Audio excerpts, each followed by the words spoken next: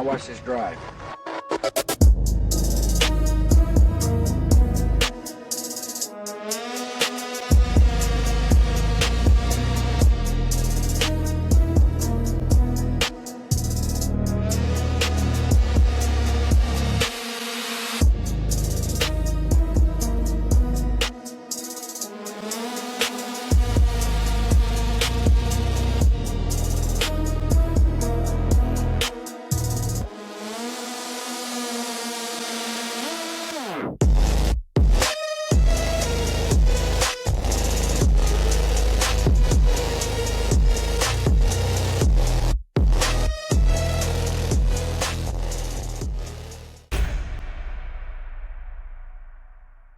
What's up, everyone? Welcome back to No Party Affiliation. Every week, we run the same drill: what's true, what's missing, and who stands to gain. The only side that we're on is reality. We're not here for your party line politics. We're here to discuss the history, the propaganda, the unknown, and to give you insight across a variety of personal perspectives stretching all the way across from Hollywood to the CIA. So welcome in. Nothing is as it seems. What's up, guys? Hey. Is up. Hey. It's been quite a week. That's all I'm going to say. Dude. Oh, yeah. It seems like time is like sped up. You know, I know that I'm a bit older than you guys, but I feel like it's just going faster and faster because I feel like every day there's something new, and whatever our previous memory was, it gets memory hold of, you know, it seems like a million years ago the chick got shot, and now there's a dude that gets shot in Minnesota over the weekend. Right. Yep. 100%. I made a reel the other day about, hey, did anybody catch that the date to drop the Epstein files came and went, and nobody's talking about it anymore? Right. That got memory hold.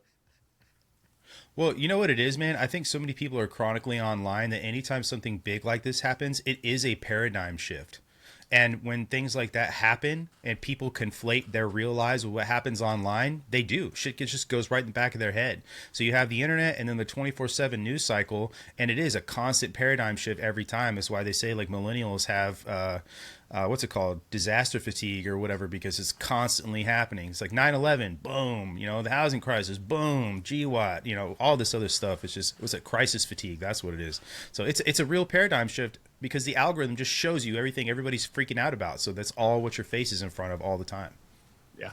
Do you think the millennial generation has finally gotten callous to it, or do you think that they've taken on their role of being Chicken Little hysterical, the world is falling at every I think turn? there's a couple camps. I think there's folks like you and I, Chris, who understand it's a game, and we have a level of callousness just based on our jobs, right? And then we know because it's a game that, you know, we're like, oh my God, fuck this, here we go again. But then there's people who use it as in a performative way, and there's a lot of other people who don't want to think about this shit, and they tend to be the people that are really naive and enjoy the performative stuff.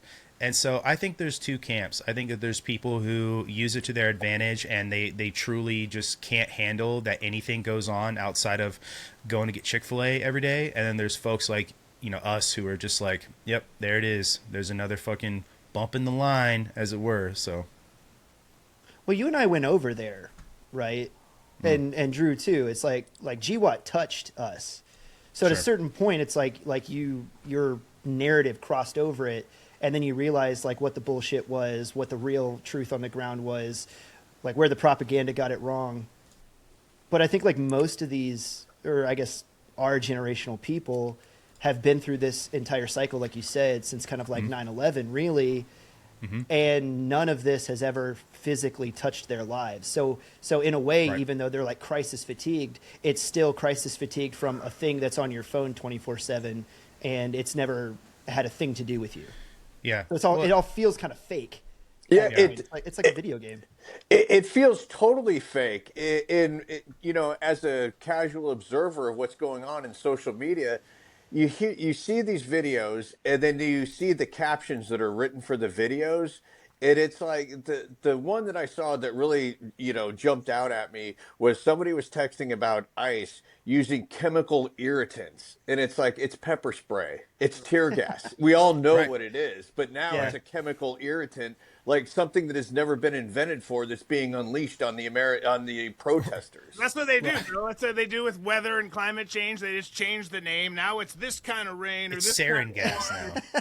like that's how they play it. I agree with Brandon though. Going back to the other, I think the two camps really are you bring up y'all. Like the perfect example is you have real world experience, not real world experience paying rent and having a job, but like real world experience where you've gone down the other side of the veil. You've seen what the bad's really like, not just what people bad to the everyday person in America versus what we've seen and or experience is worlds apart. So you see that, and then I think so. There's the practical, like I actually understand how the world works, and not everyone has to have served and worked in the SOF or intel community or the military or whatever to do that, but you've somehow had significant life experience that the everyday layman does not have, and just to some extent on that same line of thinking, it's like, okay, well, how could these dumbasses who go along with this hook, line, and sinker, how could they see anything other than what they're being told because they haven't seen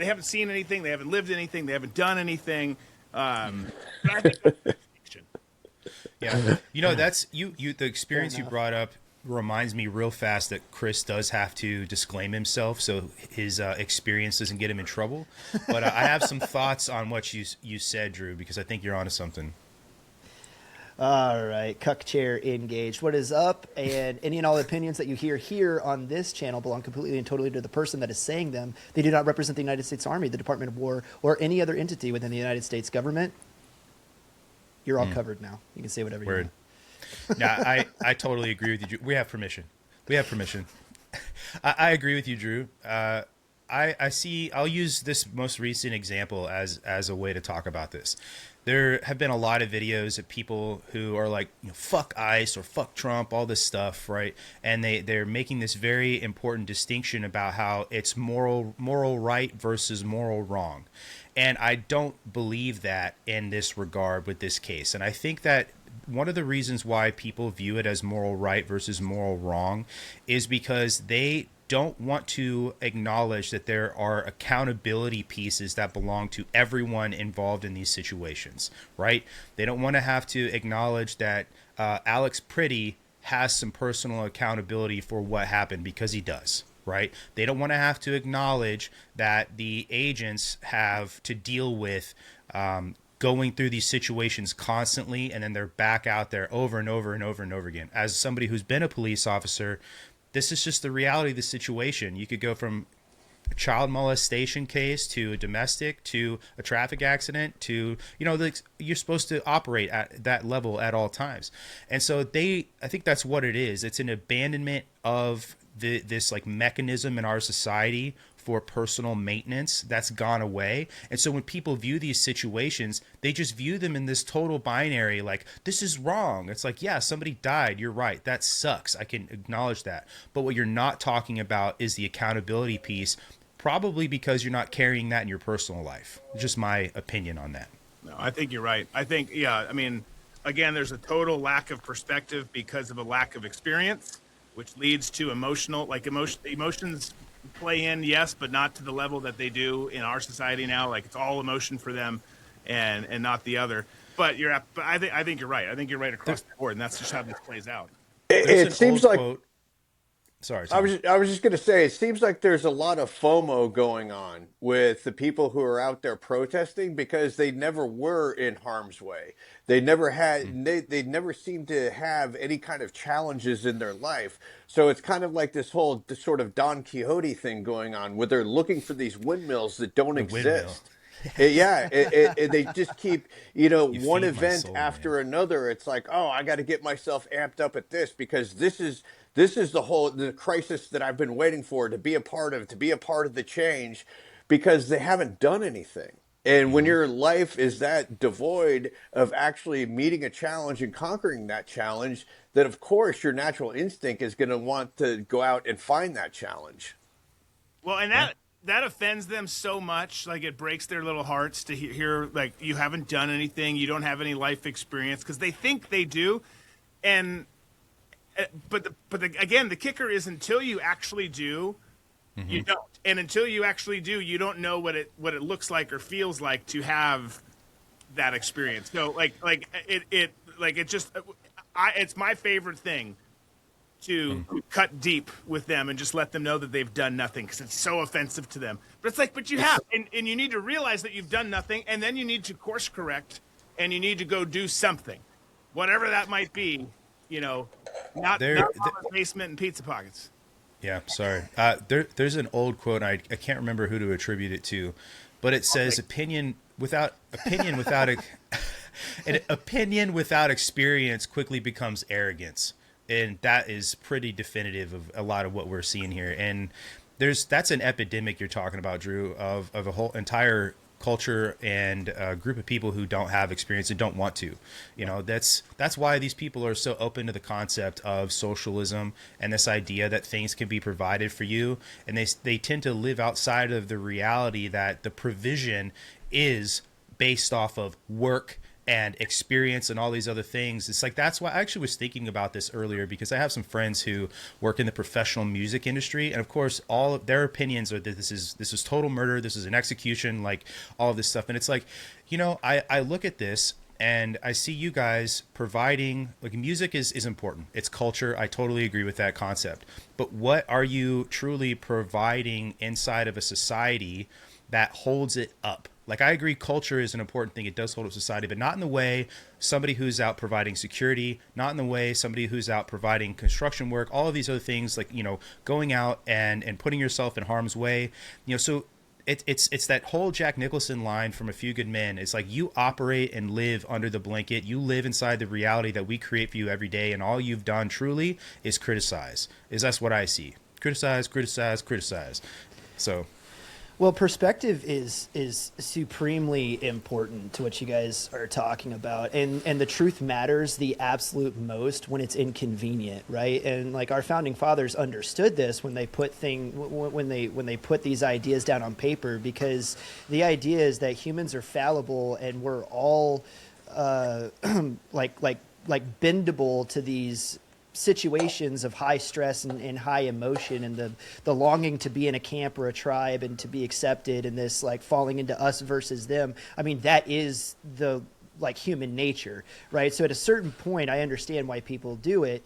But I'm reminded of the story of, when John Adams decided to go run defense for, I think it was 3 British soldiers that were involved in a shooting very much like this, where you had like a protest that was starting to turn violent, turned into almost a riot in Boston, and then British soldiers fired into the crowd, and several people were injured and killed. And then John Adams steps up to the plate and he goes, I'm going to defend these guys because nobody else would. They just wanted to lynch them and have crowd justice and be done with it. And his standpoint there almost got him basically persona non grata from his own people there in Boston, because he was standing up against his own crowd to do that, going against the grain to do that, basically saying, like, if we throw out the ideals of Western law, then we're no better than they are, right? And it becomes, it's really easy to stand up against your enemy, especially when you have people standing around you, but it's really hard to stand up against your own people, right?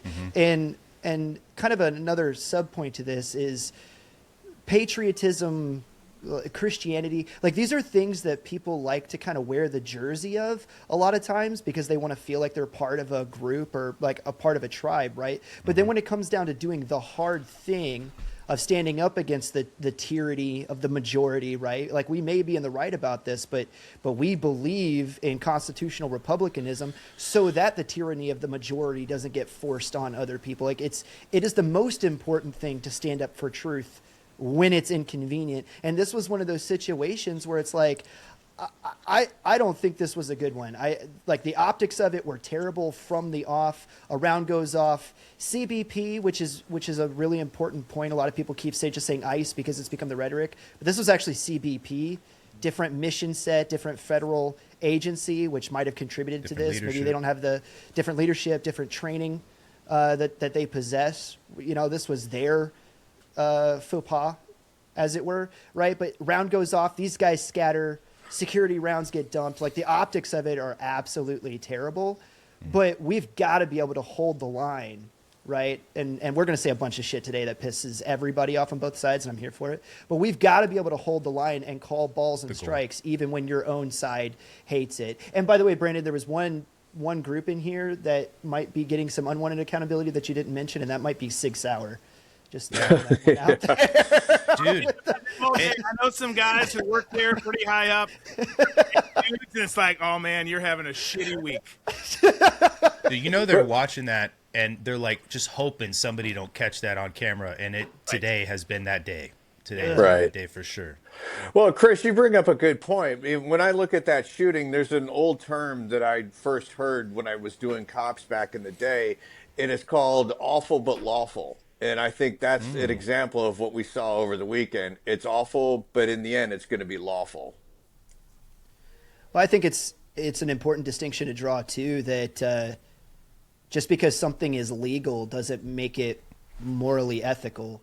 There's a lot of things that you can do inside of the realms of legality, you know, like I'm thinking about Obama just drone striking people. You know, was it legal? Turns out it was, because you can designate anybody a terrorist and send a drone to their front door. Was it morally ethical? I think a lot of it you could take back to the books and be like, oh, I don't know about that one. Yeah, I mean, in this specific case, you know, you see the one guy in the gray jacket pull the gun out, turn away. He grabs it, somebody yells gun, and then almost simultaneously the gun goes off, and then it's like, then what do you do? You know, if you're in that pile of people, it's right. And then you see clearly in that dude's hand, there's something there. My guess, it might be a cell phone or something else that he has in his hand. And at that point, it's like, you know, you have a split second to make a decision, you know, after somebody yells gun and you hear a round go off. Yeah. No, if you watch that video, man, it's, I want to say this too. When you are, even if you're in a group of people and you're responding to something like this, you're dealing with a subject on the ground who's being hostile and fighting all of this. Even if you took those people and you separate them and you debrief them and then you get statements from them on what happened, there are going to be some very similar descriptions, but they are not all going to be the same. So people have to understand, even those involved in that situation are not going to be able to recount exactly what it is that happened, because they're all experiencing it individually. And so when like a lot of people, the guy who shot and killed that agent, they're like, he's looking that direction when the gun comes out of the holster. It's like, you're right. But if you also look 3 feet to the right, the majority of the police are working on Alex's top half, his arms, his head, because that's where you're trained to go. Control somebody's limit their movement, right? And so it's very plausible that, yeah, could you say he could see the holster? You could. You could also say that he's watching where they're working too, and doesn't realize that gun is gone. And then there's that negligent discharge, and he sees a holster that's empty. And then and this is total speculation. I don't know that's what happened. The guy was even wearing sunglasses. You can't tell, right? And so that's one of the main points I want to make with this, is that no one can know what these guys were thinking, and even those involved are not going to give you the same recount of what happened, because they're individuals. That's it. Yeah. No, I think you made go ahead, Drew. No, I was just that was it. I think it's a great point to make. Good thing for people to understand. I think that you made a really good point yesterday too, Brandon, in that everybody's right. There's obviously like team law enforcement side on this one, and then there's team Alex Pretti on this one. Right off the top, I wish we could get back to a day and age where like it's okay to not have an opinion about something because you have zero context of it, like zero situational awareness. You weren't there, you saw a video. I wish people would go back to that, but those days are of the past, obviously. So everybody's immediately a grappling expert, a BJJ expert, a law enforcement expert right now, right? But you made a great point yesterday in that even if Pretti was reaching for his holster, you're assigning a motive to him to say that he was reaching to draw down on the officers, when obviously we saw somebody reach into the fray, recover his weapon, and leave. And I know from training with conceal and carry that if anybody goes for my weapon, where I usually carry at the appendix, I'm automatically taking the fight to there and pinning their hands down, because if that weapon leaves my holster, now we have a live weapon, right? And like, situation is now lethal regardless, because weapons in the mix. So if he felt somebody come in for his, I think he was carrying in like the 4 o'clock kind of back of his hip position, it looks like, at least. Like, if he felt somebody go in there and grab for his weapon and felt it yank free, he could have been like reaching for a security check on his weapon. Right. Does that mean he was going to draw it? Right. You don't know now. And to say, you know, I get annoyed at everybody that's like, oh, well, he was carrying 2 magazines. Like, I have... Like this is That's my standard carry, bro. This is one of my rigs that I carry all the time. Having a sidecar that comes with your rig so that you can carry an extra magazine is pretty much par for the course. Right. If you're going to conceal and carry, so you're showing your inexperience on its face. You know nothing about the Second Amendment. You know nothing about the conceal and carry community. When you say that, you're ascribing a whole bunch of motive that you can't, and then you're also violating the ideal of innocent until proven guilty. And unfortunately, this is one of those cases where we're never going to have a trial to flesh all this stuff out. We have the videos, and I hope we get to see at some point the body cam videos that come out of it to get as much situational awareness on it as we can. But like, this was just not a good look, like, on all around.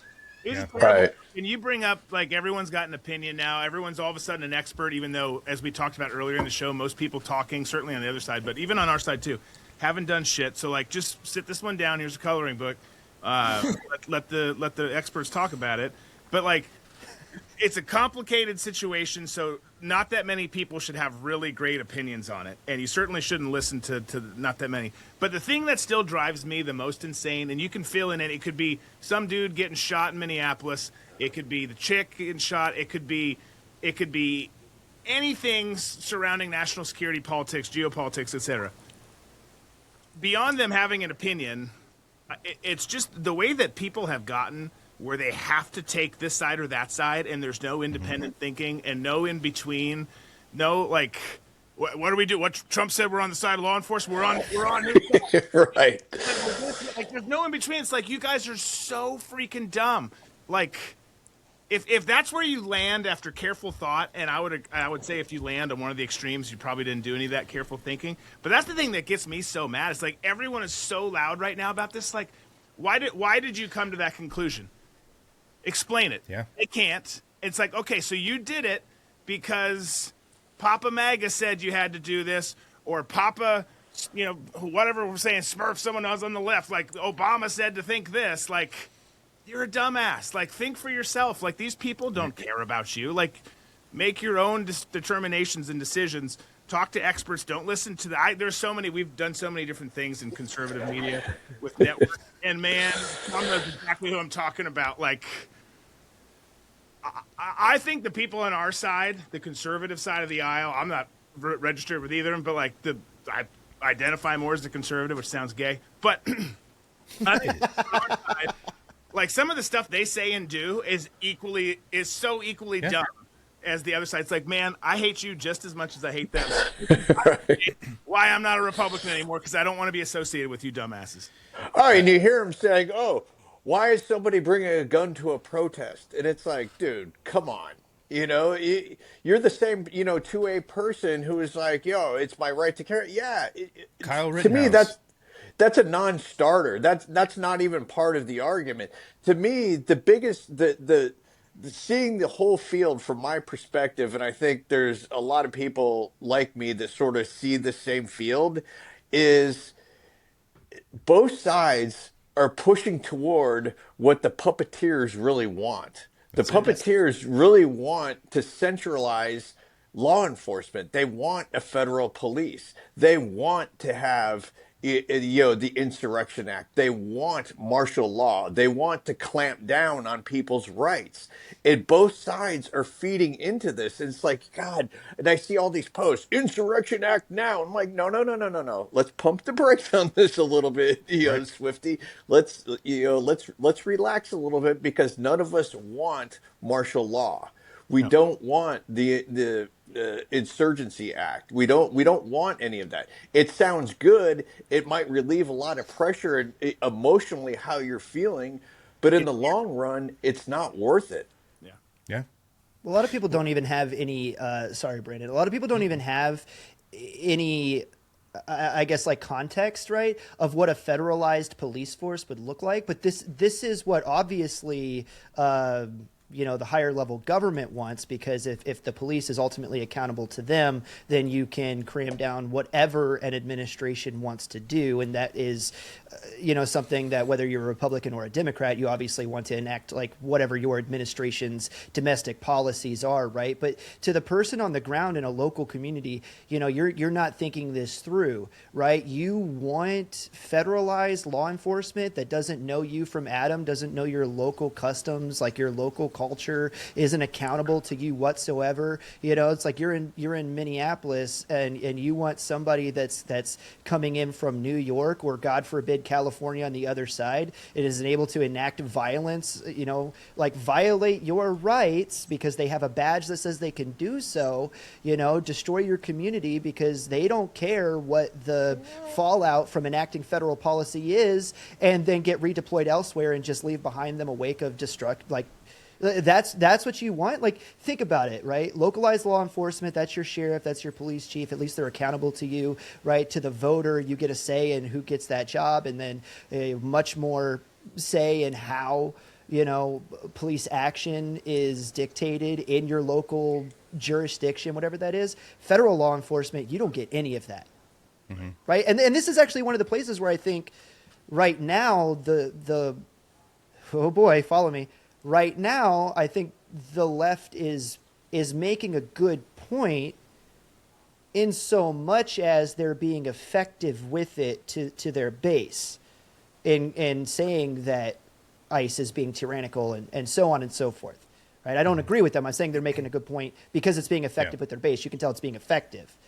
Yep. Right? But we know totally for a fact that if the shoe were on the other foot and the left is back in charge, we'll just have COVID level draconian lockdowns again, because they have no compunction in using federal law enforcement when it's to their own ends, which is why I push back on this entire "it's okay when we do it" is never an acceptable argument. Right. Ever. No. But that's the right now. Well, yeah. Tom, I actually wanted to talk about the outcome of what you were describing about how effective propaganda is, because that's what you're talking about, wanting these people to react a certain way. That's the goal of propaganda, is action. One of the things that I've talked about before is Carl Schmitt. Are you guys familiar with Carl Schmitt at all? He was a German. He was a political thought, like a writer, philosopher in Weimar Germany, and a lot of his writing was picked up by the Nazi Party, specifically because he talked about a lot of the social dynamics that were going on with people's interpretation of one another. And he broke people down into 4 categories primarily. There's friend, there's opponent, there's rival, and then enemy. So this is often called the friend-enemy distinction. And I think that the left specifically has kind of crossed over a threshold into this arena very, very much. And I think that we can evidence that with some of what Cam Higby discovered, and we can talk about this here in a second. But an opponent is someone that you disagree with inside a shared political order, right? A rival is somebody who's competing for power, but still recognizes the legitimacy of that political order. An enemy is somebody who is an existential threat to you, and there's a denial of coexistence with that person, right? And nobody is seeing one another as an opponent necessarily. Most people don't see each other even as a rival. There's so many people that see one another as an enemy, and that is when you begin to look at people as completely dispensable. And that I see very, very much. And that's the outcome of this propaganda, that you're not dealing with others in your country. You're dealing with people who are to be dispatched with, and people that you can't even share existence with anymore. And you can hear that in the language when they talk about not just ICE, but maybe other conservatives, specifically people who are like really hardcore MAGA. You saw it with the justification of, people's justification with Charlie Kirk getting murdered, all of these things. There is no no mechanism I see that's going on in them to cool down their own thought processes. And I think that's a marker, like you said, Chris, of the effectiveness of that tactic. And it's become organized now, even more than I think a lot of us really realized. And if you guys have seen what Cam Higby uncovered, right, with this Signal group chat, yeah. There's like echelons of leadership inside this. Some of the admins are politicians or strategists for like Tim Waltz. It's gotten to the point where this is exactly the same sort of thing that you would see in an insurgency in Afghanistan. That's exactly what this is. This is echelons of leadership. This is TTPs. This is a manual on action. This is actionable intelligence on other people, which involves the use of dedicated resources for law enforcement or otherwise. Like this is exactly what propaganda is hoping happens. It's a feature of or the propaganda is a feature of all of these operational capabilities coming to a point where they are functioning in society day to day, right? Anyone who's ever dealt with counterinsurgency, dealt with counterterrorism, dealt with all this stuff, like, you're absolutely right, Brandon. Like, this is like so much of it's the same playbook on what you experience. And from someone who's been over there and done so much of it, it's like literally all I know how to do. Like, I'm really not good at much, but like that's all I did for my adult life, so I know that stuff. And you hope you never see it at home. And then you do, and you're not seeing it at home from extremists.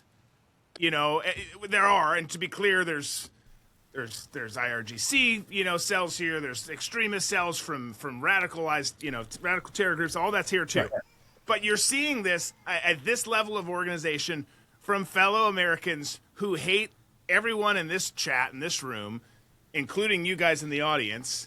And everything about the American way of life, the same way that Al Qaeda wants you to all burn in a blaze of glory as well. It's wild to see, and I hope people take it serious, because when you've got people who are that committed to organizing things, to pushing the propaganda, to motivate and cultivate this kind of environment, then to do the kind of things they're doing, and they're doing it here at home against our people. Even though sometimes our people do things wrong, absolutely. That's a scary fucking thought. Like, yeah. Now, are the kids in the streets mouth breathers who are worthless and will never bring any value to society? Yes, but it's the bigger picture. It's everything that goes into that that's really terrifying. So, one of the things I want to say that I thought about when you were talking, Drew, is remember what happened with Gretchen Whitmer? Yeah. The coordination that was going on, even though there was a bunch of FBI agents in that, like they were coordinating the kidnap of Gretchen Whitmer. Yep. Like that's the same level of coordination you're talking about right now that these people are doing, even more so, I would say, because it's an actual network of folks, not just a couple of dudes. And granted, there was like a dozen FBI agents involved in that, and we can have a whole conversation about how screwed that situation was. But the planning, the intent, all of this stuff, it's very similar, man. That's all I got to say. It's very, very similar. And I kind of doubt we'll see the same level of the application of the law, as it were, on these folks, though. I don't think so either. No. And, to that point, the arrests are here, right? They nabbed, I think, two of the individuals. At least one of them was one of the political organizers from BLM or whatever that stormed into that church a couple weeks ago, right? And that was really cool. They were in jail for like 24 hours and then bonded out. You look at January 6th, you had so many people who were locked up for years and years in solitary confinement, and then you have something that went down in the church, and it's like, okay, they've been arrested, yay, and then all of a sudden, oh, they're out. So that actually calls into my question. The one guy who was kind of one of the ringleaders of it, dude, he just reeks of Fed asset to me, like a Ray Epps type character. Yeah. Because as soon as they put him into custody, I was like, oh, this dude's going to be out in hours. Well, what you just talked about, where people are looking for wins against one another, like keeping score, that's actually, again, more evidence of the efficacy of the propaganda. Because you're not looking at the propagandist, you're looking at one another, which is exactly what they want you to do. And this, like I was kind of saying before, propaganda is just a piece of the operational unit that's going on. You know, the Bolsheviks had their own pieces of propaganda. They had Pravda, they had all these other little teeny newspapers. The Antifa, actual Antifa groups in Weimar Germany had the same thing. So did the capitalists, all this stuff. And if you think about it like a plant, right? Like the actual operations of it is the stalk or whatever, and the propaganda are these flowers. People come by, they pick up, they pollinate, they proliferate all this propaganda, and it just fuels the soil, and you have all of these other plants that grow behind it, and you know, they all look a little different because they're not quite the same thing. And that's, again, you know, how propaganda works. It's your interpretation, it's your POV, all of these other things. But the point is you're looking at the flowers, man. Like when you walk down the street, you're not looking at other people, you're looking at the flowers. And that's sort of this problem, and it's what Cam Higby has really proven here, is that there is a concerted effort not only to just other people, that's over, right? There's a group of people who have successfully decided that the others on the other side, they are now an existential threat and they cannot coexist. But there is a leadership echelon and a legitimacy green light coming from politicians who are admins in this chat. I guarantee that, and this is, again, my opinion, I'm not in this chat, right? But that they know that some of the admins are politicians or strategists or people that work with Governor Walz, or people that work with Mayor Jacob Frey, all this stuff. And what are they doing? Just like anybody else. Like when you are a PFC, oh, the Sergeant did it, I'm going to do it, right? Oh, man, Sergeant Major did that, I'm going to go do that. Right? That's exactly what happens. And it's not necessarily stochastic terrorism, but that's kind of exactly how that shit works, where you have this expectation of behavior that is now okayed.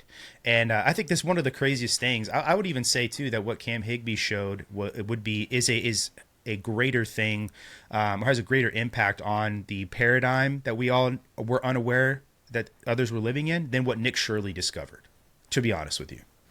Oh yeah, because fraud kind of expected, right? Like seeing this kind of like deception and malintent that's there and alive and well, and apparently he's doing super well in what he discovered and how many people are involved and how widespread it goes. Like, sure. Like again, how does anyone at this point in time that's paying even this much attention have any confidence that things are going in a good direction? Like anyone who's walking around, like I wish so bad that I could be a rose-colored sunglasses kind of a dude. Right. Like it sounds amazing. Like you see people who are like, things are going great. Like everything's good. Like this, it's like, okay, well that part's good. Ignorance that part's is bliss. good, but like everything else is absolutely a dumpster fire.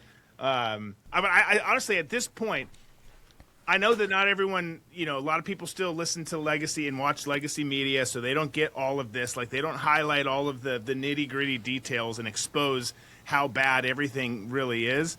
But, dude, if you're just, like, sort of on social media, like, I don't get it. I don't get how anyone has a positive outlook. That sounds so depressing, and we'll try and rally it and make things better. Like, we'll have some cake or something later. But that, like, honestly, like, to all that to say, Brandon, you're 100% right. What he discovered, I think, is way worse than Nick Shirley. Nick Shirley stuff is like, that's great work, dude.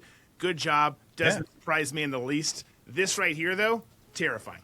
Dude, I would be so pissed if I was one of these people who are going out getting tear gassed every day and knowing that there's a whole upper echelon of politicians that are setting me up for this to be cannon fodder. Right. It, to me, is like, you know, the whole jihadist thing. It's the people at the top are never the ones who are strapping on bomb vests. It's the dolts down at the bottom that they convince to be their foot soldiers and go, you know, into a Sbarro and clack it off and, you know, kill as many people as they can.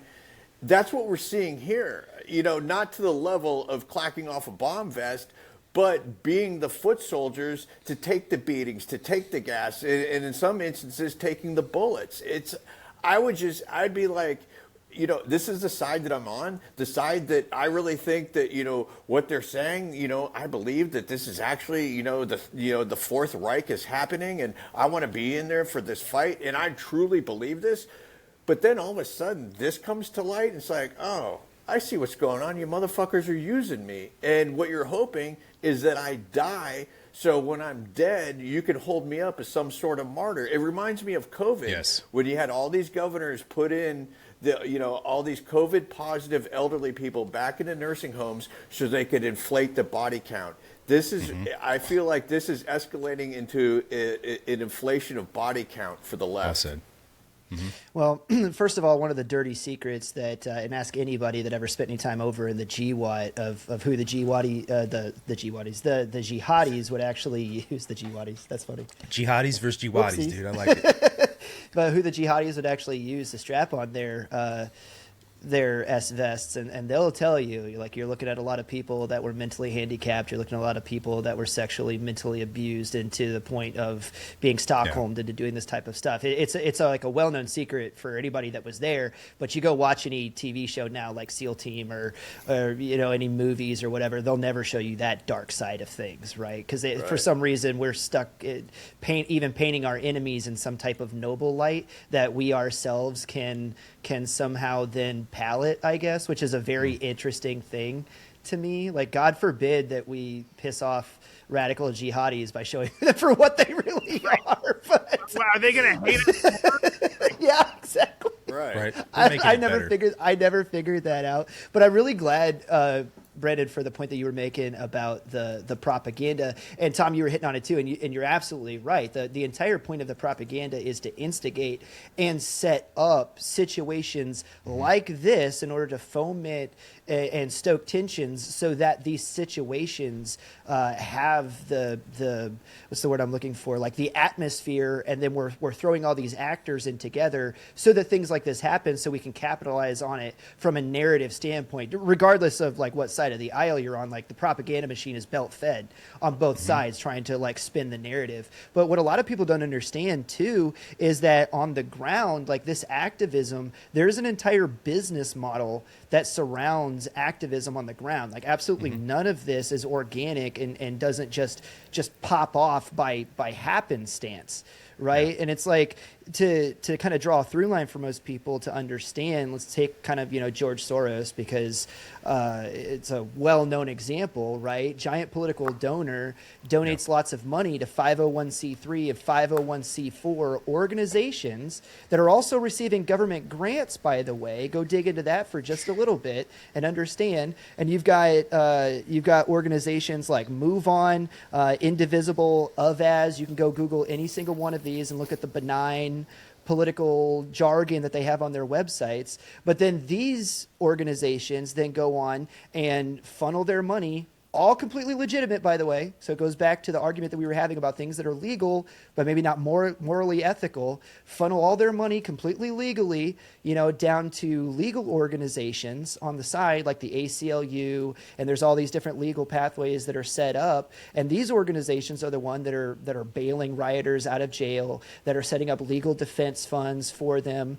Famous example is Kamala Harris was donating to the bailout funds for people during the summer of love after George Floyd. Everybody kind of remembers that. All of this stuff is still happening. And then those nonprofits also on the ground will go to crowdsourcing websites. So you can just Google them and pull them up, where they will hire protesters. They will hire activists. And these, and it's all completely legitimate. Like, they look at resumes, they look at CVs, crisis actors too, and they hire crisis actors to go there on the ground to foment, right? So everybody's seeing examples of pallets of bricks showing up and being dropped off on street corners, and U-Haul trucks showing up, and then a bunch of dudes piling out the back, all wearing the exact same black hoodies, black pants, bandanas, carrying signs that are pre-made. Brandon, you talk about all the time showing up at that one campus event. They all have the exact same UNICEF tent. Like, as if they all went to REI that exact day and got them. It's like, where does all this stuff come from? It's all legitimate legal money that's donated legitimized from propaganda from crisis donors like George Soros, that goes through nonprofits, that goes to legal funds, that goes to activists on the ground to foment on this. And then the media, to your point, Brandon, plays its dutiful role on the side of capturing the crisis points when they happen, and then propagandizing it in order to start the loop all over again. And the thing that's happening here, though, and I wonder, is from an unconventional warfare standpoint, we have what's kind of called the liminal zone, right? And that's where you'll have civil unrest, right, or civil strife that will kind of bump up against a threshold of breaking into open violence to them where the government has to get involved. So right now, kind of that crisis point, that flashpoint would be Insurrection Act. Are we going to have enough violence to justify politically Insurrection Act coming in? And what you want to do, if you're playing your cards right, is keep it in that liminal zone where you have kind of these thresholds, these flashpoints that break open, that legitimize more activism so that you can run your recruitment operations, so that you can get more kind of your activatable normies involved in it because they don't like seeing what's going on, and you're emotionally triggering them and so on and so forth, right? You can kind of get them involved to be your dutiful people on the street that get caught up in the chaos. But you don't want it to break open into such open conflict that then federal forces get involved or open conflict actually happens, because they know if that were the case, I mean, the George Soros money would turn off like that, because even as powerful as he is, can't compete with the federal government. Because if they were to do domestic terrorism and actually go that direction, I mean, now you're starting to talk about media blackouts and shutting down their signals, communications, and actually putting federal troops in there, and they don't want that. So this zone that they're playing in right now, the idea is to keep it there, right up at the 90th percentile, and then just hold it there so that you can keep this crisis loop rolling along. Well, what you're describing, I know that Drew and Chris, you certainly are like factional red team, blue team type stuff. It's factional Cold War, and I say that to say that there are a bunch of different ways that you can recognize that that's going on, right? And we'll treat it like red team, blue team. I don't mean Republican and Democrat, though. That this is kind of the context we're talking about here. There are certain actions that happen that give license to both blue team and red team action, and some of them overlap with one another and some of them don't, because there are different motivations for each groups. But what you were talking about before, Tom, like last year Charlie Kirk got assassinated, and that's a martyr now for red faction, and that is license for further action and license for the pendulum to move and justification for people to want retribution and all these other things. And then blue team, now we recognize they have an entire not just propaganda supported, but operationally supported by money and all this other stuff, running a insurrection style campaign in Minnesota. And one of the things that they use is something called a meme bazaar, and both sides do this. And I don't know if you guys saw, but there was a photo that circulated. It got last time I looked at it, had 5.5 million views on X. And it was a AI generated photo of the scene with the ICE agents on top of, or not ICE agents, but CBP agents on top of Alex Pretti, and one of them had his gun pointed right at the back of his head. So it looks completely and totally execution, right? That's what it looks like. Totally fake. And so that is a method of like factional Cold War. To wage it is propaganda and what's called a meme bazaar, because it's how it proliferates online so fast. And there are people who think that photo is real, because I've seen it shared, and then there's outrage and all this other stuff because it looks terrible. But it reminds me so much of what the FBI was doing very much during the civil rights era, and then some of the time leading up before that, but what J. Edgar Hoover was doing it with COINTELPRO, and some of the license that he was given then by then Attorney General RFK, the real RFK, not RFK Jr., right, to go after specifically communists. That was the whole designation and the permission sort of that Roosevelt gave Hoover, and then later Truman kind of gave Hoover this like blank check, because he's like, I don't want to fucking know anything that you're doing. And then Hoover operated like that through several presidents. But when you look at the FBI and you look at its origins, it actually was called the Bureau of Office of Investigation, and they didn't even have a badge. They didn't have the ability to arrest anybody. All they was almost like a notes-taking organization. And that obviously gradually morphed into something else. And then obviously there's the 1930s with the Untouchables and the organized crime that was going on in the U.S. And then they needed to have this the people to be armed up and arrest people and all this other shit. But everything that's going on today, these tactics of smearing people and propaganda and lying and funneling sophist level information, part true, part false, into the online community, into the mainstream media, all of this is the same sort of tactics that Hoover's FBI was doing to discredit not just communists, right? Because we don't like communists. But even though what he was doing was illegal, wiretapping, all this other stuff that wasn't constitutional, and then the civil rights era as well with people.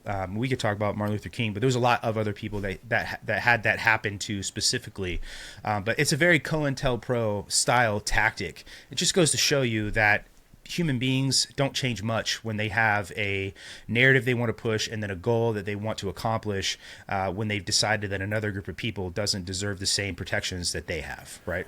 I think what they've done as far as propaganda goes, and the first time I saw it was during GWAT, and you would see ISIS with prisoners in orange jumpsuits, and I'm thinking to myself, why are they in orange jumpsuits? You know, these guys are supposed to be like these, you know, cave dwellers or hiding in urban areas, just kind of like guerrilla warfare, and all of a sudden you see them in the background and they're wearing uniforms now. They're wearing, you know, black BDUs or something, and their prisoners are in orange jumpsuits. What? First of all, who's paying for the orange jumpsuits? Where did they get Jeff them? Bezos. And why did they feel the need to have their prisoners change clothes? That was something that I was like, this seems really weird. And then there was one execution, I can't remember, one beheading, I can't remember, but it was an American, and it was windy out.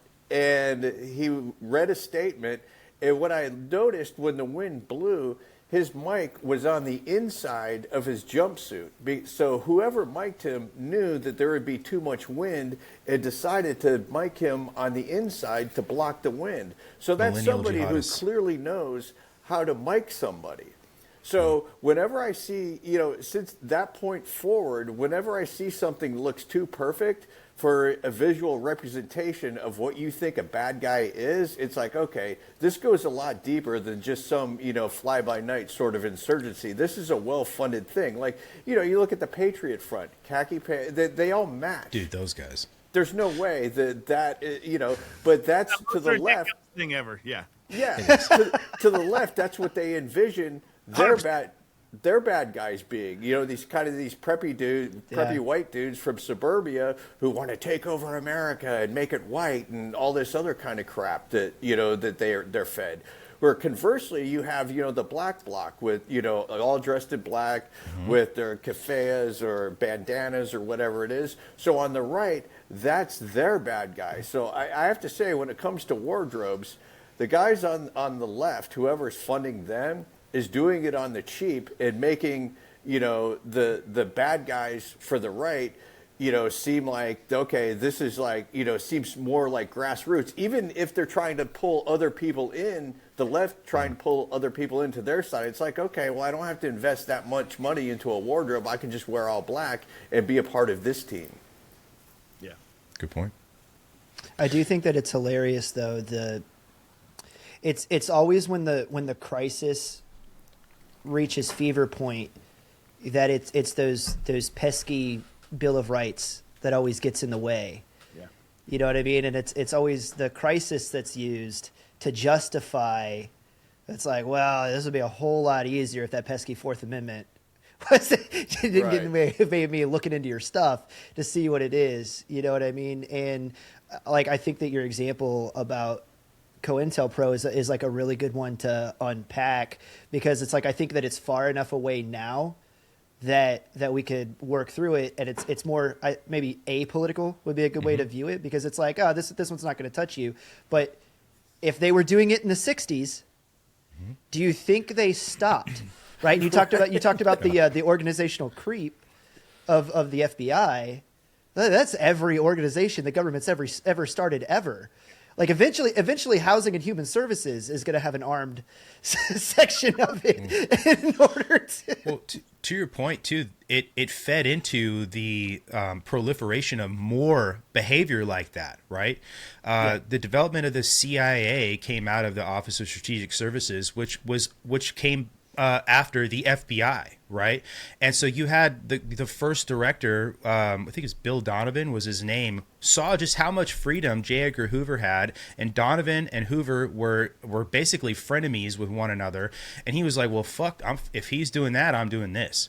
And it's exactly what happened. They just, I'm not going to be outdone by this dude who, and it's funny too, because he's the one where the gay rumors came from with Hoover as well, because he was trying to discredit him. He's like, well, you've never seen him in a relationship with a woman, have you? It's because he's gay. And then that has stuck with him his entire life. But seriously, like that's what happened, you know?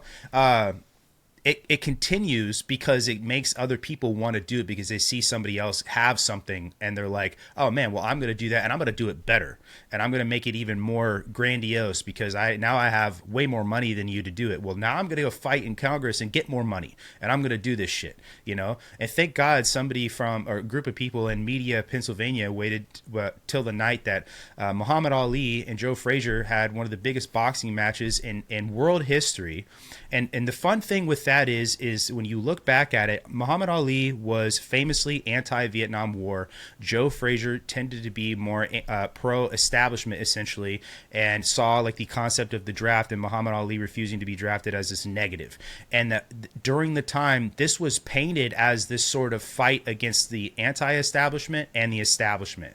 And those guys, when they went into that office in Media, Pennsylvania, and they discovered all of this stuff proving what Hoover was doing, it took to come off the heels of this fight, which was symbolic for this national fight, and then to prove that the establishment was doing everything that they'd been accused of for the past several years because of Vietnam, was one of the most things that rocked the federal government in the eyes of the people, because it just proved that this is without a doubt, we're being spied on, we're being manipulated, all the information we're getting is lies, all of this stuff, you know. And then that just, you know, tended to be what the thread that everybody started pulling on. And as years went on, there was more and more with phone calls and all this other shit. And you would have thought Nixon would have learned something, I guess, from his time being friends with J. Edgar Hoover and recording conversations in the Oval Office, but that didn't happen either. So anyway. But when you've got a good idea and you get caught because it's illegal what you're doing, it's just not going to go away. You're going to rebrand it into something else. So to me, COINTELPRO became the Patriot Act. You know, it just rebranded. Several steps in between. Like you never lose. There's a couple things that never happen. Power never becomes less. You know, even if you start, to your point, you know, Chris, earlier, like the mission creep and some. Everyone's chartered to do this, and a lot of them have all started with this narrow charter, and then they all just do this, and all of a sudden, all of them, everything, all these organizations do the same freaking thing. It's like it's bananas. But you never take a step back on power or these types of programs here, and then bureaucratically speaking, when you add new layers of bureaucracy, it's like, oh man, wouldn't it be great if that came back and someone repealed? It's like that's never going to happen. You're going to get 10 more layers on top of that. It's like those things always just are going that way. Oh, we're so glad that the renditions program's gone. Okay. Like, stop it. Like, first of all, why? But second of all, it's just something else now. Like, it's just like you guys are saying with COINTELPRO. Like, okay, let's just call it something else. We'll rebrand it just like they rebrand, you know, everything in the government, but also climate change and all that other stuff. Everything's always being rebranded, if you haven't picked up on that theme. But, like... Yeah, they're money laundering schemes now. That's what it is. Bureaucracy is institutional cancer. That's a good way to look at it. It just metastasizes and becomes more and more bureaucracy. Like there's no getting rid of it once it's there. You know, kind of fun. Well, I think one of the next big shoes to Maybe drop. Herpes is a better one. Because like one of the things that set the CIA apart from the FBI is the CIA got its money laundering operation together like way better, and there are alternate lines of funding for the CIA that exist like outside the United States, right? Without going like too far into it. Right. And I think that if you think that the FBI doesn't have alternate funding or isn't practicing some of the same tactics, then you would be naive not to think so. Because if it's working so well for one set of missions and objectives, like I would just assume that it's happening on the other side too. I can't prove it. These are just allegations. Like I just know how organizations tend to work, especially in the federal government, right? And do notice when Elon was in there going through and like turning over the books, and you were finding out about Gay Sesame Street in Guatemala, and you were finding out about, you know, like women's rights initiatives in Pakistan and all this other type of stuff, right? Everybody was like, oh my God, that's where our federal dollars are going through USAID and whatever. Like just how fast Trump and him all of a sudden had beef, and that got shut down almost immediately. You know, Doge was allowed to expire, and now it's gone, and nobody even talks about it anymore. Right. You know, I honestly think that he may have, you know, a la Minds of Moria from Tolkien, delved too greedily and too deeply, and then all of a sudden he awoke what was slumbering in the darkness. Well, you saw his interview. He paid the price for it. Right, you saw because his interview most with of that Rogan, money right? wasn't going to those programs. Right. No. Well, he was like, if I talk about this, they're going to kill me. He literally said that to Joe Rogan. Yeah, so I think you're right, Chris. The abyss stared back at him. And real quick, going back to audiences on both sides, not audiences here, but like sects of America.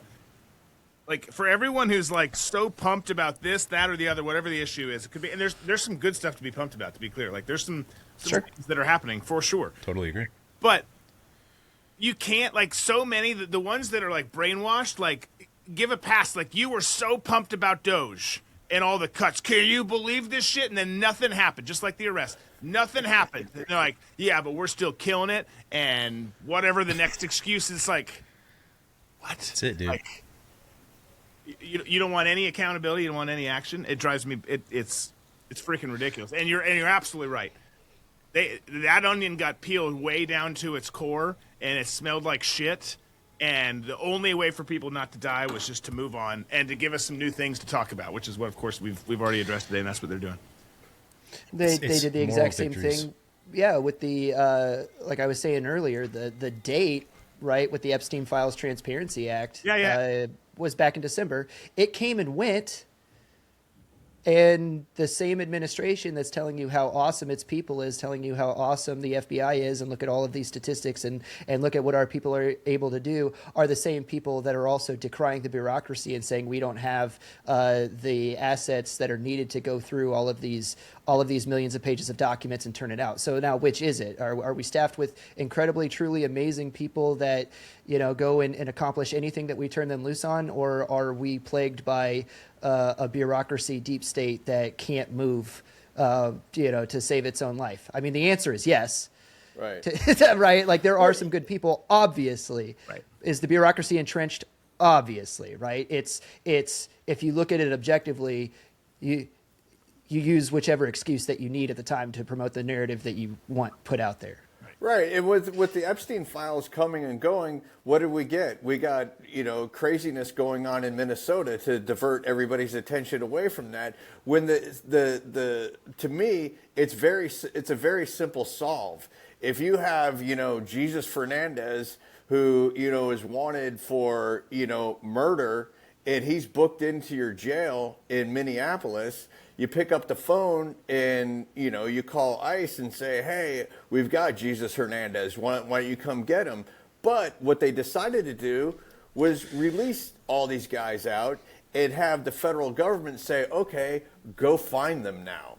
And so now, instead of just having an easy pickup for ICE, they're playing hide and seek. And so, of course, that brings out all the crazies to try and block all these arrests. So you're diverting attention away from what I think is really important, you know, the Epstein case and, you know, what he had his hand in. You know, to me, it's more than, you know, the sex trafficking. That's a part of it. That's the most salacious part of it. And it's the most disgusting when you start talking about underage kids, and that gets all the headlines. But when you drill a little deeper, knowing how much contact he had with big tech, with science, with Hollywood, with other foreign countries, it's massive, the amount of contact this one dude had. And all of a sudden, you know, all of our attention is diverted by, you know, chasing Hispanic people out of car washes and talking about how awful it is. Yeah. Well, The high school I think math that teacher. Some of the oddest evidence of Jeffrey Epstein being a tool of the U.S. government is his attempt at infiltrating a lot of high-level university programs. Like, have you seen Eric Weinstein talk about learning that Jeffrey Epstein was actually walking around his department and trying to get interviews with and talking to other physicists? Have you seen that? Like he actually, I want to say that Eric actually talked to him too at one point and was wondering, like, why are you here? You have no relation to this. And then he learned later down the road, because of the release of some of these Epstein files, that Jeffrey Epstein was actually pulling a lot of his research on like anti-gravitic propulsion and some of these other really odd things. And the thing I think is, and the reason why, and this is what Eric says, and I agree with him, is that the U.S. government was looking for physicists and other like high level scientists that they could blackmail essentially and take their research and use it. And I think that was one of his functions essentially, were to get in good with these physicists, just to use like Eric's realm, and then figure out a way to blackmail them and then make them work for the U.S. government, because we do have a divide between the private sector and the government. There's, you can't force Silicon Valley or whatever to work with the U.S. government, right? I think that's to me is one of the surest signs that he was an actual tool for blackmail, the way that people say he is, outside of the sexual blackmail piece. Like, there was the U.S. government, I think, was using him specifically. It's very coincidental that, this plasma researcher ends up getting killed, and we're all supposed to buy the story that this dude from Morocco that he went to college with 20 years before was pissed at him for getting better grades and, getting into a better school. And that's been memory hold. So getting back to what you're saying, Brandon, it's like, he was collecting this information. So who is the new Epstein collecting this information? And to me, this physicist, this plasma physicist that got killed, could he not be bought? What's the whole story behind that? Because I think at least us four believe that the story that we're given is total bullshit. Mm-hmm. Yeah. Well, and then how much of the Jeffrey Epstein thing is controlled opposition to advance other parts of this narrative? It's very easy to release tidbits of information that are partially true to get people riled up again, like what you're talking about, Tom, and then drive more action.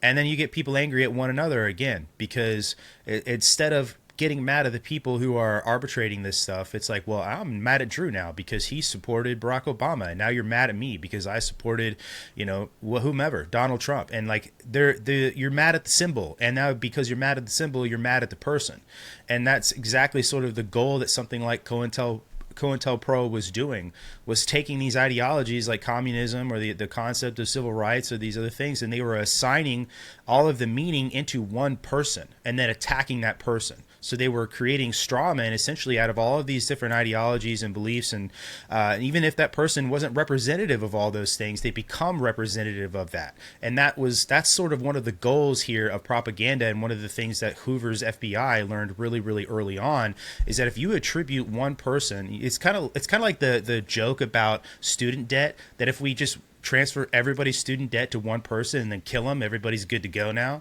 Like, that's kind of like what it is. It's like, well, we'll just put all this crazy shit on this one person, and then everybody will hate him, and then we'll kill him later on, and then we'll get rid of it. Whereas you can't kill an idea, that you can't do that at all, but they sure try. But that's what it is. It's an art form of turning a person into a representation of a set of ideologies and trying to kill that ideology by killing that person.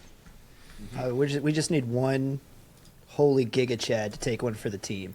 You know what I mean? Right. He is $2 trillion in debt. I will say this though, and I know that Drew can back me up on this, right? But if you want to look at and I'm going to preface this by saying, when it comes to being an asset, assets can be witting or unwitting assets, right? Like, people can be used and not realize that they're being bumped and used, but then there are witting assets that you can actually employ to do things. But if you want to target people, and if you're looking through the lens of like who's going to be an asset and who's not, the thing that you always want to look for, especially for the higher level ones, is access and placement. and specifically access and placement that doesn't make sense for the resume. Always look for that, right? And the Epstein one is the most glaring example that you gave, because here's a high school science teacher without a college degree, that all of a sudden knows some of the most powerful, wealthy, most influential, highest level academia people in the world, and he's running around in all of these groups. It baffles the mind, and it doesn't make sense, right? But then to go back to the COINTELPRO thing, you can make the same argument for MLK and a dude that was isolated and then all of a sudden, propped up to this pedestal, and then isolated, like identified and then amplified to be this civil rights leader that comes out of left field, right? And then goes on to do this thing, which by the way, just to pull the crew, MLK Day kind of came and went. And I know we've had a crazy news cycle with what's going on in Minnesota, but was your guys' feed basically kind of devoid of the veneration of MLK this year, or was that just my algorithm that it kind of came and went? For the most part, yeah. Nobody talked about it. No, you're absolutely right. Like, I don't want to share what else was in my feed, but like yeah, for real though, there was an absence of that. Like, and usually you can't avoid it. My feed was mainly, that was the night of the national championship, so my feed had a lot of college football stuff. Right. And then my algorithm I keep getting, videos of, black people's reactions to magic tricks. Dude, those are some of the most priceless videos that are out there. They have the best reactions ever. I forget why you would have watched one and now it's in there, but like, how did you find one? Just go back to David Blaine. Watch the old David Blaine ones when he's with the Dallas Cowboys, and then instantly your Instagram feed will be black people's reactions to magic. I tell you what, man. What a niche group, dude. The Instagram feed, like, I feel like they work like overtime. It's so fast. Like, you see one thing and you stay on it for 3 seconds. Like, damn it, that was too long. And then all of a sudden you're like spending days like having to seek out different things to change it. Like, all right, I don't want to see single mom content I'd rather have my feed be this than that. Drew's down there going, if I die, I need you to go on my phone and like a bunch of big booty Latinos really fast. Change my algorithm. Right. Don't let them know. You probably had it too. We had rules overseas. Like, hey, man, if I get waxed today, here's the device. Box? Yep. Yeah. 100%.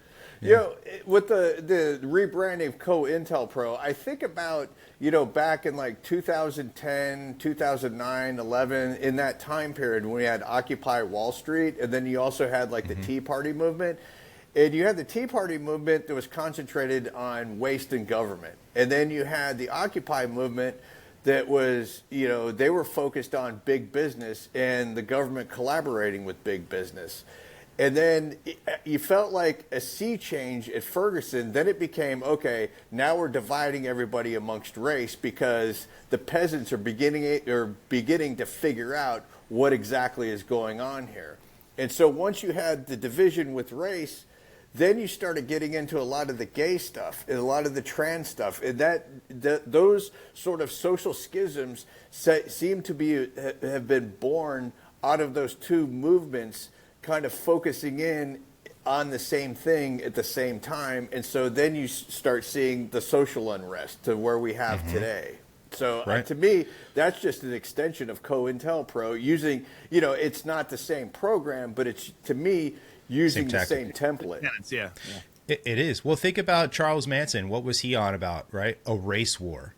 And that's a lot of different agencies touching that, right? MK Ultra, COINTELPRO, Hollywood, right? Tom, you know a lot about that, but that was his entire thing. This was a narrative painted very, very well during the civil rights era that this was going to be a race war, and there were villains that didn't look like villains on a lot of other sides, or on a lot of sides rather. MLK being one of these people that was more useful, but then you go look over in the same group of people fighting for civil rights, you have Malcolm X, right? Then you have somebody like Medgar Evers.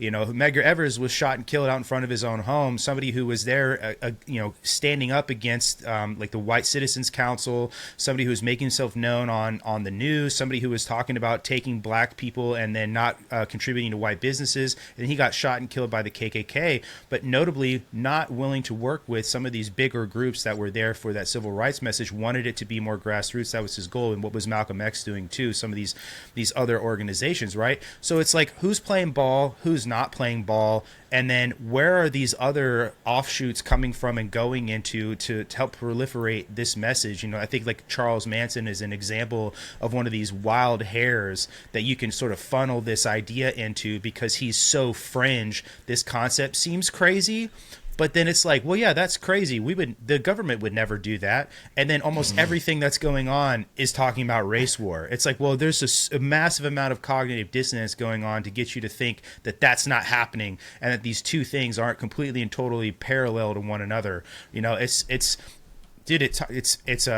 me watching magic tricks, not black people. That's really what it is. Right. 50 years plus removed from the Manson murders, and you look at the whole theory that Bugliosi put in front of the jury about helter-skelter. And Manson, like you're saying, wanting the race war. But what happened after the race war? The race war happens, and the minorities, blacks and Hispanics, ended up winning, but they didn't know how to control power. So that's when Manson would come out of the desert with his family and start running the government. That was the ultimate goal that they wanted for it. And so you think, okay, that just seems like a harebrained idea. But then you start thinking about Malcolm X and what Malcolm X said about the liberal and the Democrat. And then it's like, okay, well, maybe, this helter-skelter scenario, MO, the Bugliosi put forward wasn't necessarily Charles Manson, which I don't think it was, after reading Tom O'Neill's book.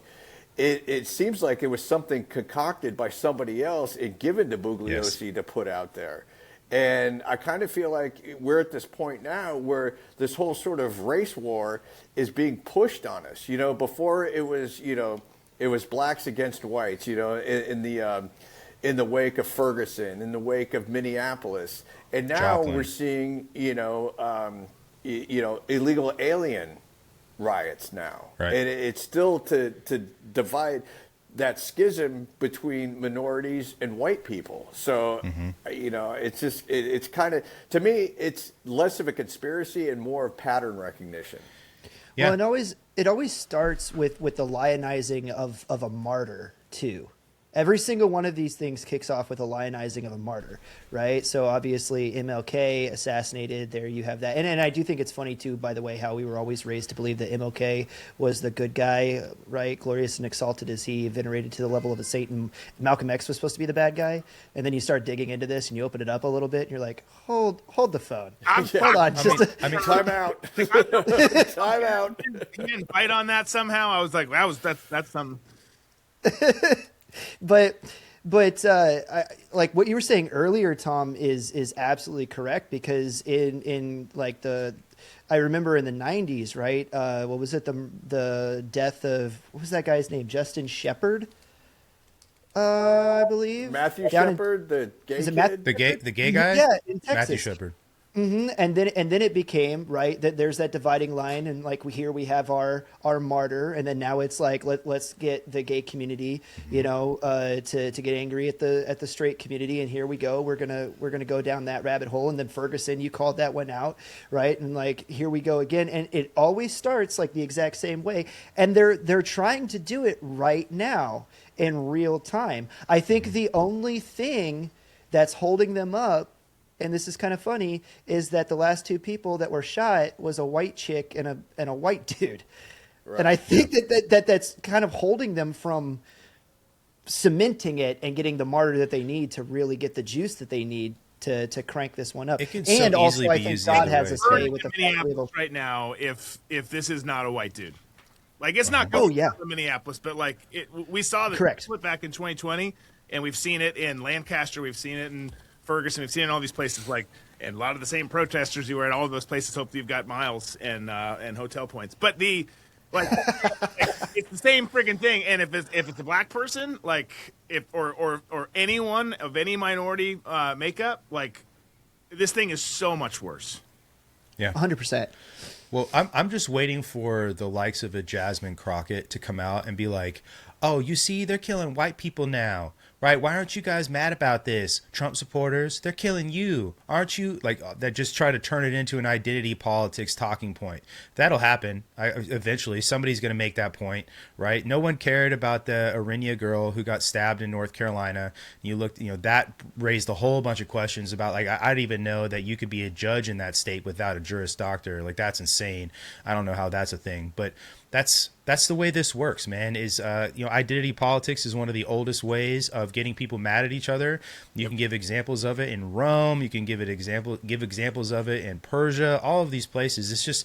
It's one of these things, man, because people have a natural proclivity to look at others who don't look like them and then immediately go back to tribal mechanisms in their brain because there's a survival instinct that's going on, and it's just very easy to be exploited. Like, this is just human nature at the end of the day, which is why it's so effective. Mm-hmm. No, 100%. It is kind of ironically funny to me that the identity politics is the vehicle that's gotten them to as far as they have gotten to this point, but now it seems to be the Achilles heel in them fomenting the type of outrage that they desire to foment right now because it's not falling enough into the identity politics paradigm that they've set up for themselves. So it's like they can't get people sufficiently angry enough about what happened, right? Because there's with Ferguson and with George Floyd, you had the white savior syndrome where they were going to come in and try and right the wrongs of what's going on with law enforcement and what's going on with race and systemic racism and white supremacy in the United States. But in this instance, there isn't that. That white savior. There's nobody from any minority group that's swooping in and saying, hey, we got to save the white people. That's the arrogance that, these folks on the left have, these white folks on the left have when it comes to, the rest of the population thinking that they need saving and they can't do for themselves, which to me is a lot more racist and bigoted than anything that they're accusing anybody on the right from. Because what you're saying is this section of the population, they need our help. If they don't have it, we've seen all the videos about we see white liberals saying, well, minorities can't get driver's license, and then in the next breath you see an interview, hey, do you have a driver's license? I don't even know what one yeah. is, So this Black kids are almost as smart as white kids. Didn't Joe Biden say that? Something to that effect? Yeah. He was such a treasure. I honestly kind of miss the guy. I don't miss his policies, but like we had such gold for so long. It's true. There was a lot of fodder for social media. So much.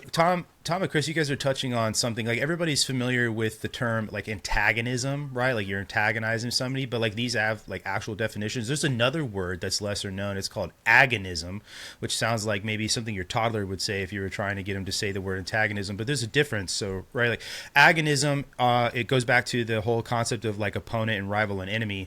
Agonism is opponents who contest with one another for power and control within a set standard of rules. So this is what should happen with politics, right? Like you have Democrats, Republicans, and then other parties like at one point or another. They're contesting inside a shared set of rules. And then there's antagonism, which gets used, I think, too when you mean agonism, but it's people who deny each other legitimacy. And that's what that means. To antagonize is treating somebody like an enemy and denying them their legitimacy. That's what you see more and more every single day. The politics has become antagonism. It's not agonism anymore. The way people treat one another because of that has become antagonism. Like the MO has become to delegitimize and deplatform people and treat them like they are not in your group anymore in any way, shape, or form. Not somebody who's working for the mutual benefit. Even if you're going down two different roads, you hope that you both arrive at the same station. Like that doesn't even happen anymore. And I keep going back to this because it's just the truth, man. Like this is the efficacy of all of this propaganda over and over and over and over again. And even when we know for a fact that things like COINTELPRO existed, Here's all these lies that LBJ, here's all these lies that Hoover came up with and the people that work for him. It's on paper. We know this happens. We know the Patriot Act exists. We know all these other things.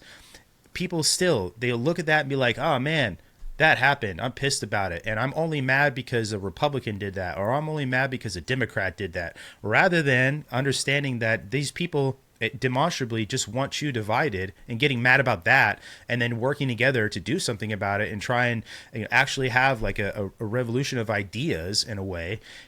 It just don't, man. It's just like, it's so much easier to get mad at one another than it is to actually do something about it. And social media is the perfect mechanism to feed into that and then check that box mentally every day. Well, fuck the other side. And then you're going to go on side and you're going to boop, boop, boop. I'm going to say some shit to somebody else. And now I've done my good deed for the day. And I've made everything better because I went online and told somebody they were a retard because of X, Y, and Z. And that's it. That's it. That's the level. And that just shows you just like how lazy most people are. Like that enough. It suffices them and their feeling of trying to change something. It's just a fucking gotcha. Yeah. Well, that's the game, man. This is an us versus them, matchup here. Them being the political elite, the uniparty, everyone who's sowing this chaos, sowing this division, putting these fissures out there to make us all feel that way. And like, honestly, fuck the hard radical left and their like 3, 5, 7 percenters. And the same thing with the far right. Hate you guys just as much. Look at me, just as much. But the 85% who are in the middle, most of which are still fighting with each other, maybe not as aggressively. It's like, this is exactly what they want. Like, we're fighting each other when our enemy is a common enemy, and we actually agree on way more things than we probably disagree on. And we've gotten past that. Like, that's an oversight now. Like, we don't see it that way anymore. But that's reality. Like, the big issue is we're incapable now of living in reality and seeking it out and seeing it for ourselves. We just literally go with whatever the internet tells us, or the guy down the street, or the guy at the water cooler, or the guy that we follow on X. Like all of humanity's, it's not just the other side. Like, all of humanity's kind of become retarded. Like, okay, we'll just do this. Well, you put a really interesting question in my head. I think for some people, the line between reality and social media, that they've already crossed into it. I think that the rose-colored glasses, as it were, they've got them on. They put their phone down, but they're still in that paradigm that social media has. I think there are a larger group of people who can sort of set those things down. Maybe it takes a few minutes, like once you emotionally discharge, right? And then you're now back in reality and what's going on. Chris and I have talked about this a lot, where we say, like, everybody's like, oh man, Civil War, all this shit. It's like, well, yeah, you know what? Actually, I think a cold Civil War has been going on for a long time, and in this like factional way that we've talked about. But do you guys think that there will be a point where there's maybe like a mass movement of people who just sort of all come offline at some point, and their online paradigm all at once becomes their reality paradigm, to where this like cold Civil War shifts into a group of people enough to where they're now acting on this false paradigm that the algorithm has fed them? Like, not just the onesie twosies that you can deal with, but like, I'm talking like epidemically. I don't know. I tend to think what Chris was describing earlier is I think a good way to look at it. And Tom, you're on the side view here, so the corner of my eye, I think I stepped over you, so I apologize if I did. It's okay. The thing is yes, I think people are going to be prone to want to do that, and I also think that you're right. Well, let me finish my other thought, because I'll forget the first one. I'll probably forget the other one either. But I think that the people who are driving all of this chaos do not want it to get to a certain point, because you go from having control to actually being like, right now it's controlled chaos for them. It's chaos for us, and everyone hates each other and it feels like the world's spiraling, and it is to an extent, but they don't want it to go to that next level, because they lose some of the power control, they lose some of the benefits that they've got currently if it gets to that level. So I would think that there's let's get to the outer edge of this box and try and keep everything in there. That's kind of my sense. Because here's the other thing: if it goes that way, it's not going to be pretty for anyone, but it's certainly not going to be pretty for the other side. I would agree that the people who would do that are the people that are the least prepared. Yeah. 100%. You just look at the video. I was just watching a video before we came on of this chick who took a gulp of tear gas, and portly chick running down the street with a backpack rips it off and starts going medic, and then falls to the ground. And it's like, okay, first of all, you need more cardio. Second of all, whatever you have in your book bag, it's way too packed if you plan on being some sort of insurgent, because mobility is key. And if you're weighting yourself down, you can't, retreat, you can't attack, you can't do anything. And so just having your frame of reference of what you think, a resistor or a rebel is, the mentality just isn't there when you get it from, the media, when you get it from TV shows, or you get it from, movies. Once the reality hits you of what exactly it takes physically to be ready to put yourself into a situation, to go into battle, they're clueless. I want to answer your question that you had, Brandon, and then respond to what you said, Drew, and kind of wrap it up in the same thought. I think that by and large in the United States, and as much as I'm a red-blooded patriot, and this obviously isn't everybody, but I'm talking about like the majority here, or at least a plurality, like 60, 70% of people in the United States are just unserious people.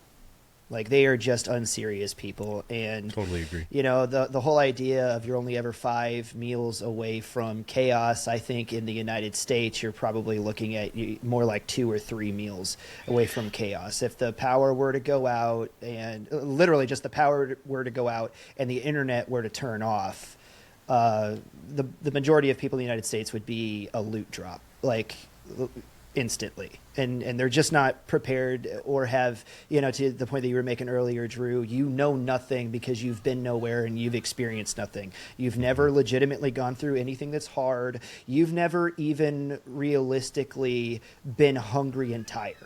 And I'm not talking about hangry like you need a Snickers because you had to walk to work this morning. I'm talking legitimately hungry and tired, like that Ranger school you've been going for 48 hours and now you got to go do a mission kind of thing, right? Like you just haven't. So when it really happens to you the first time, you're just going to fold like a cheap suit. You're going to collapse into a puddle of your own piss and tears, right? And I wish that weren't the way about my people. I wish the American people were a little hardier, but there's a reason we're being subverted by radical Islamists in our own country, because we're just not serious, and we just do the work. We just don't stand up for ourselves. Christians won't stand up for themselves based on their religion. The American right won't stand up for itself to enforce law and order. This shooting just happened, and then I saw right before we sat down on here that CBP is being removed from the situation, and like we're de-escalating, and that may or may not be the right move. But what I'm just saying is like when things get hard and push comes to shove, like look what we typically do. CBP is leaving, ISIS staying. But to your point that you were making, Drew, about like the liminal zone, and going back to that, and I have a prediction to make. So whenever this episode drops, watch what happens in Minneapolis over the weekend of the Super Bowl. Just watch it.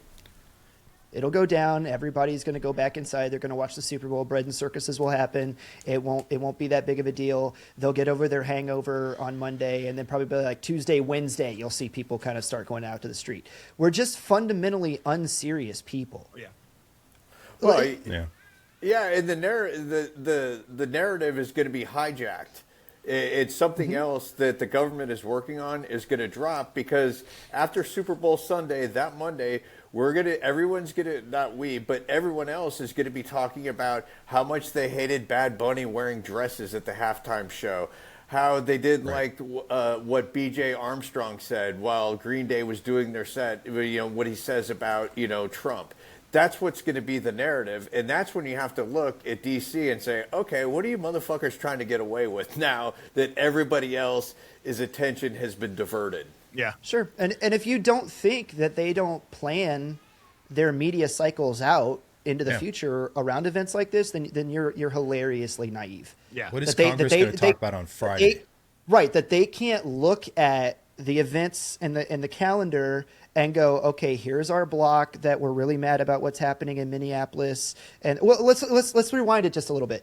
Here's our block where we're really mad about Minnesota fraud, but then they're going to get really mad at the Somalis. Okay, so now here's our block where we're really upset about the protests and businesses being destroyed again. And then we can roll that out. And then here's our block where we'll talk about the Super Bowl and cultural issues, to your point, Tom, so that way we can keep the conservatives good and angry. And then right after that, now here's our block where we're going to talk. And that stuff's all planned, dude. Yeah. and they know, because they have the metrics. Yeah. They have the metrics to play you like a damn instrument. They know what you're going to do. They watch collecting your stats, views. dude. They watch your views. They know the stats. 100%. Yeah, 100%. Well, and the one caveat to what I said earlier, like, because you bring up a point that we talk about a lot on the other show, or we did. So I think for the stuff that's being instigated, planned now, i.e. Minneapolis, the Summer of Love, St. Floyd riots, Ferguson, all that kind of crap, all the immigration related stuff, anything in that thing, that bin that we're doing, I think they only let it go. The powers that be only let it go so far. That's my view. However, you take some of the examples you throw out, let's say Iran, China, Russia, someone else kills the power, or let's just say that Mo has a bad day and he falls off a ledge and lands on some breaker, and I don't know how fucking power stuff works, but he kills the power grid and he's so bad they can't get him off there, so it's down for days. If something like that happens and it's not instigated by the powers that be in DC, it becomes Lord of the Flies so damn fast. And that's something that they can't control. Right. Because then it's just that's a different kind of chaos. That's like circumstantial, like this is what happens when this happens, and there's not a whole lot you can do, as opposed to this, which is planned. Like this feels real. Like it's terrible what happened in Minneapolis, but it feels real, all the protests and stuff that's happening. It's not. Like we talked about this last week. There's nothing organic about any of these protests here or abroad. Like everything is planned. There's some wiggle room of stuff that maybe's not, of course, but like it's planned. Something different that happens though, where all of a sudden you look at the DC sniper case and the chaos, like just the panic that happened with, from that, you take away people's, I'm in Florida, so during the summer, you take away my air conditioning. Well, like, we don't have a very long window before I know how to get the Patriot. Like it's so like that's how society is, because we're jacked up. Well, and you can tell to your point, the injects that are not I'm going to say at least not predestined, but at least pre-known about. Right. You can tell because it's either met with crickets. These are the two ways you can tell. It's either crickets, well, that's inconvenient, or it's you'll watch the media cycle for like 12 hours spiral until the talking points recoalesce. And then because it's like right now, you can clearly see left-wing talking point, right-wing talking point. And as those two points track parallel to each other, you can see, and never the twain shall meet. Like you can see them going right along in their predestined grooves. We're pro-law enforcement, you're anti-law enforcement, pro-child rapists, illegal immigrants, like whatever, which is really funny for me to watch them like throw themselves in front of tear gas for these criminals. And it's also, I just want to point out, really, really funny watching supposed right-wing individuals debase themselves, suddenly being so anti-Second Amendment to say you have no right to carry a weapon into a protest. What? Dude, wait. Exactly. Wait, what? What did you just say? So deeply unserious. Hold on. Man. If this was any other situation, you'd all be like, "Yeah, I agree with constitutional carry." 100%. But because of this, you're like, "Where's his ID? Where's his ID?" It's okay.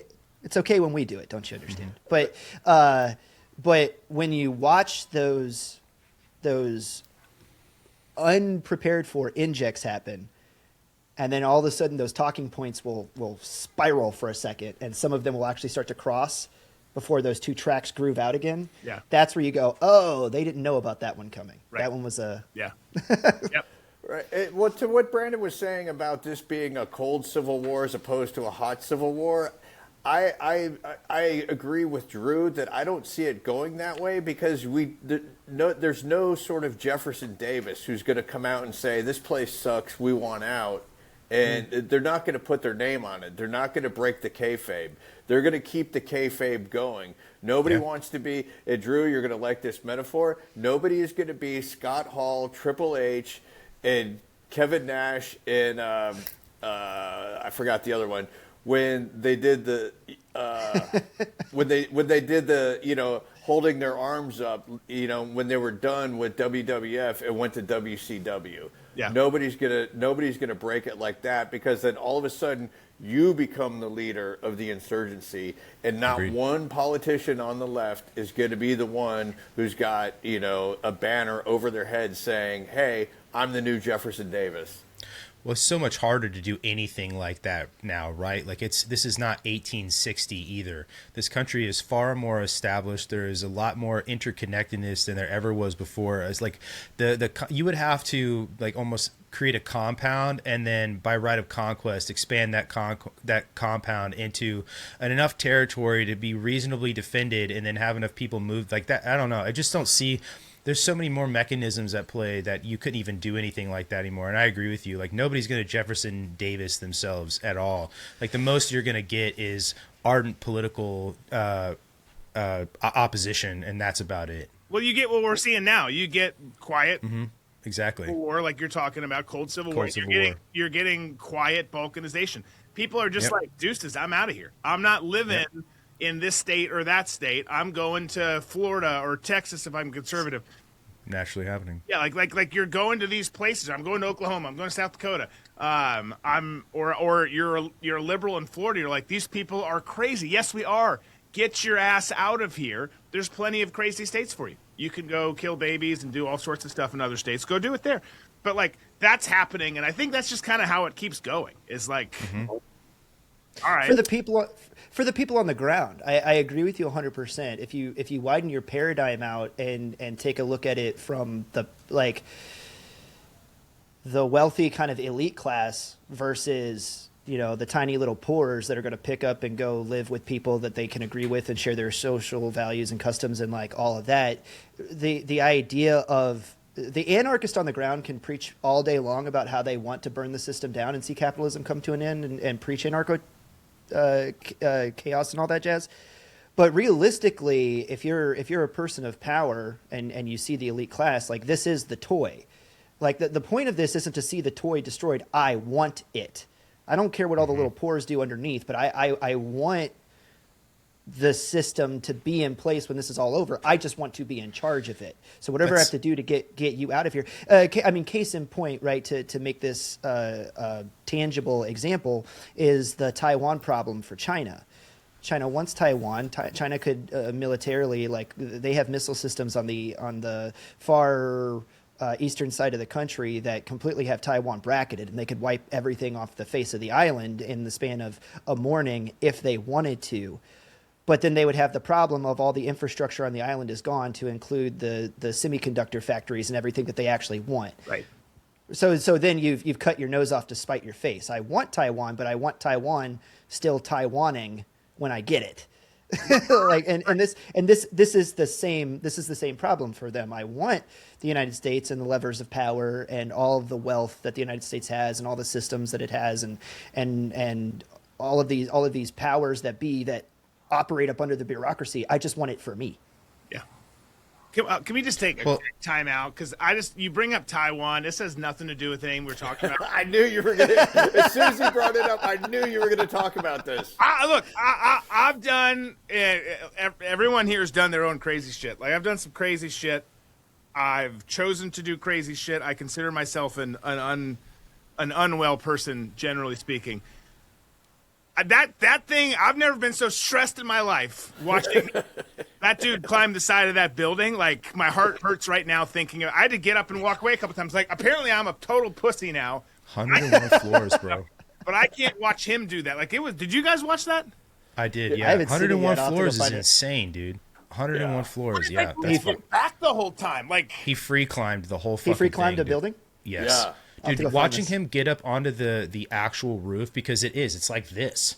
Yeah. And he just God. gets, oh, dude, I was just like, he's going to fuck this up at the end, dude. Because there's nothing holding him. There was nothing holding him at all. Like, if he'd have fallen, that's it, man. There's not going to be the Looney Tunes fucking trampoline at the bottom for you, like, at all. But yeah, it surely. Yeah. Yeah, exactly. You know? I didn't see. I didn't. I can't think of something I've been like. I'm sure there has been, but like you know, you flip a switch, you go overseas, you get on the plane, you head over, and you become a different person. Yeah. And then you see therapists and counselors when you get back, and you figure it out.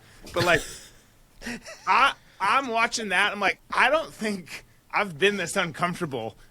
You know, It's because you had no control. I haven't you seen have that yet. control I'm in gonna those go. situations. I'm gonna go look it up. But I had a similar experience watching that guy that free climbed El Cap. The same. That's the same there was- guy. Oh, yeah. There was That's a dude it. that. It was It's the same it's dude. the same dude. Yeah. Mhm. Oh shit! No, his wife's there, and she's like waving through windows at certain points. It's like you're gonna watch him die. She's taking the elevator, though. Yeah, you she's know? taking the elevator. Yeah. Yeah, Well- he's leaning back. The wind is blowing. And then he turns around and waves to the crowd. I mean, I respect his Balls of steel, showmanship, but every time he would do something like that, you know, and I watched the replay of it because I was out working on Saturday, and Sunday I was watching it in the morning. I was like, man, this is really giving me a stomach ache to watch this. Yeah. Like, dude, get to the top. That's it, man. You don't need to wave at anybody, bro. We're already, you know, like, you don't need to make a statement. Now, Now, Chris, This might be It too was much of one. a sideline thing, but can you okay. imagine the grip strength on that guy? oh, dude. Oh, Oh, he's got like gorilla grip, dude. yeah. 100%. I know. Now I'm Yeah. wondering of like what his dick looks like after he beats off. You I know was what I mean? gonna say, don't go. Too late. You're going. You're just like slide in. Where, a deformed balloon what are the animal. calluses like, you know? All right. Did you just turn it into a bicycle? All I was gonna say, Chris, your point though about these individuals and seeking power, like they just want the toy. This is American foreign policy in action, right? Think of Kissinger going to Pol Pot in the Khmer Rouge and being like, well, I'm just going to give this psychopath a bunch of money and guns, and because I've done that now and given him power or access to the toy, we're gonna have more control over what happens here. And then the Khmer Rouge did what the Khmer Rouge did. And how many more people can we give an example out of this, right? Where he's like, well, I'll give this guy access to this power, you know, because at the end of the day, Maslow's hierarchy of needs and people's own greed is what going to motivate them. And then they go and do some other fucking shit because their interpretation of that and the license you've given them is totally different than what you expected. You know what I mean? Like, this is just, the Romans made this mistake. The Greeks made this mistake, you know? Yeah. So anyway, the Greeks were like, oh man, I'm mad at the Spartans. Let's bring the Romans in. And they butt fucked them both, you know?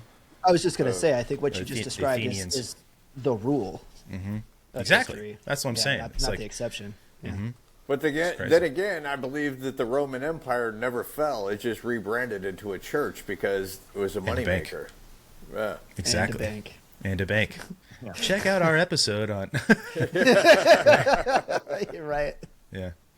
Well, I think that might be a good place to wrap up, unless you guys have anything else you want to add to the convo. Sweet. Well, this one was fun. I'm not going to lie. I'm excited to see what happens the rest of the week with trepidation a little bit. But, hey, listen, check out the show notes. Go find the other shows that we're on. If you want to support us, we'll figure out a way for you guys to support us. But the best way for you to do that is to tell a friend about this show. Like it. Share it with somebody else. Hit the repost if you're watching it on Rumble.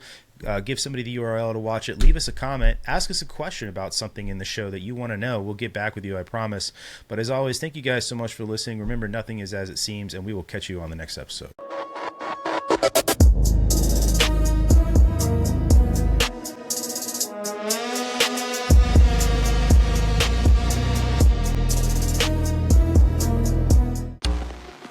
This concludes our scheduled programming.